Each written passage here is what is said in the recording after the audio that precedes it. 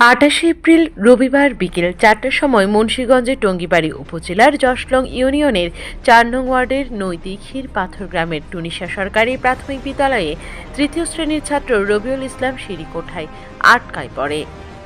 দোয়েল টিভির প্রতিবেদক হুমায়ুন কবিরের পাঠানো তথ্যচিত্রে বিস্তারিত দেখুন। টঙ্গীবাড়ি ফায়ার সার্ভিস স্টেশনে খবর দিলে ফায়ার সার্ভিস কর্মীরা টুনিশা সরকারি প্রাথমিক বিদ্যালয়ে তৃতীয় শ্রেণীর ছাত্র রবিউলকে অক্ষত অবস্থায় উদ্ধার করে তার পরিবারের কাছে হস্তান্তর করে।